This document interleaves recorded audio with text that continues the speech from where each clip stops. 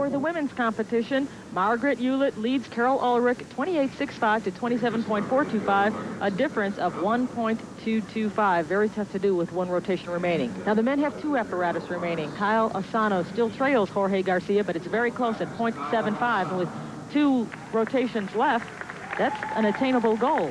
Kyle Asano will be up first on the parallel bars. Glide kip, reverse straddle, drop peach, Stutz handstand. You're having a little trouble. That was kind of a neat move. Using a little originality on that leg cut turn. Leg cut turn. That's exactly what I would have called it. Good job. Can we call that a Riley now since I named it? Oh, nice high pike double dismount. Certainly that was the best part of the exercise, the ending. He had a little trouble early on. He showed some of the requirements. Of course, the judges are looking for a swinging C part. They're also encouraging the gymnast to do more underbar work.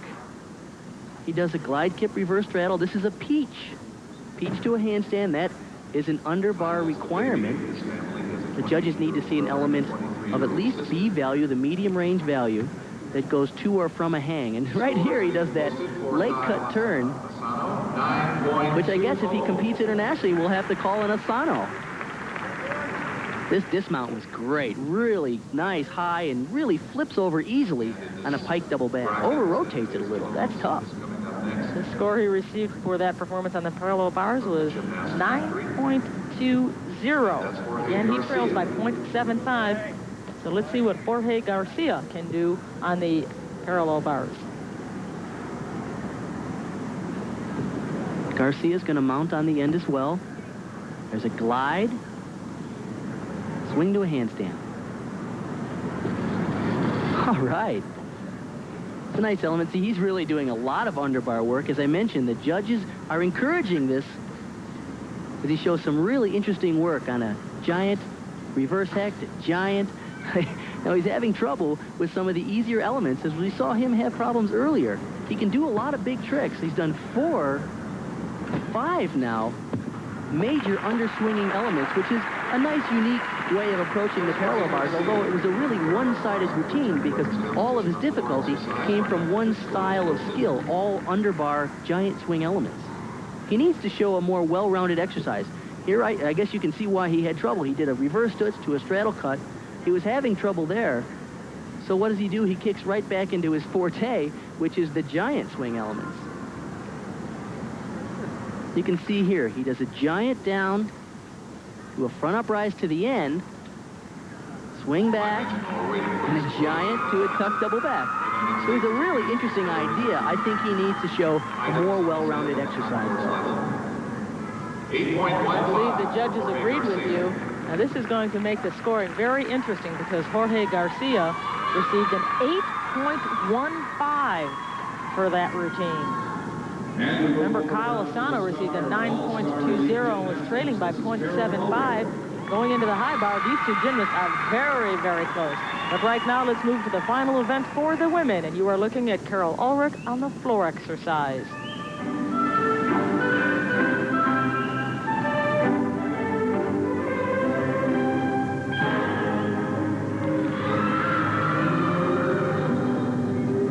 Nice high tuck double.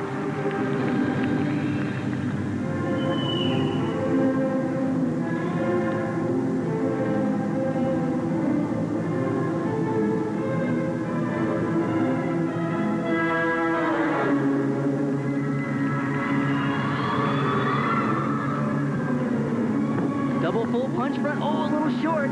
But that is a very difficult move. You don't see a lot of women do double full punch fronts, and she just about made it right. She didn't take much of a break after that. She went right into that double stag handstand.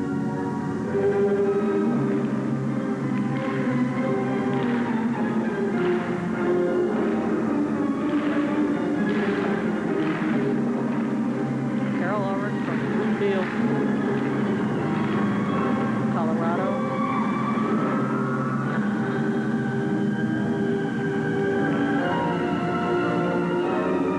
Certainly has to be considered a favorite here.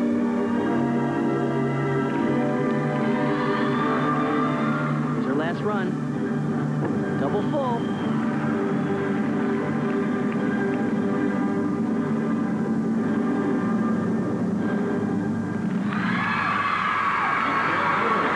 Carol Ulrich.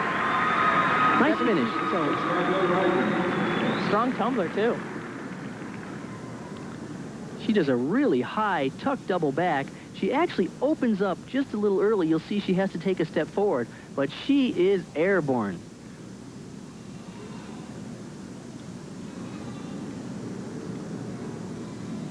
The second tumbling run right here, good speed. She's going to do round off back handspring to a double full. Now watch this. As soon as she lands, punch to a front. That is really tough on the old ankles.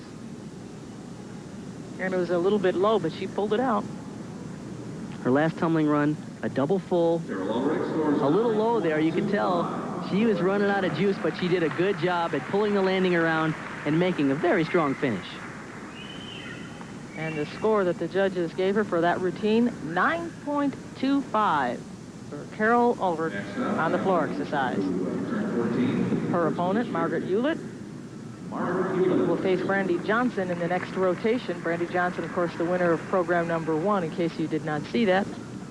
This is program number 2, a series of 11 shows here on ESPN. Margaret Ulett will go up against Brandy Johnson.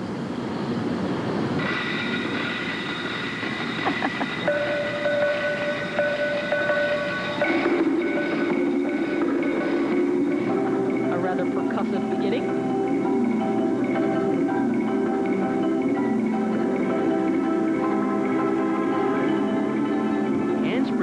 Double twisting front.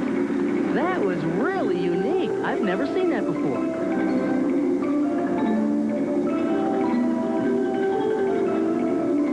I've seen gymnasts do handspring full twisting fronts. There's a few that do 1.5 twists, but that was a really unique mount, a double twisting front out of her front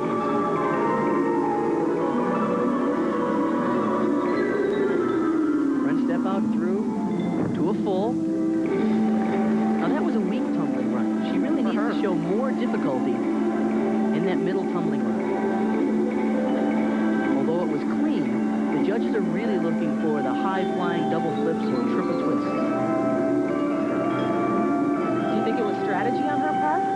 Knowing pretty much that she has this sewn up and there's Brandy Johnson waiting in the wings to challenge her? It's possible, although I think that her tumbling is sort of one-directional. She's very good in front tumbling. She opened with a double twisting front. She dismounted with a 1.5 twisting front. But she probably needs work on her back tumbling. She has no real power in the takeoff for the double backs or the double fulls or the triple fulls.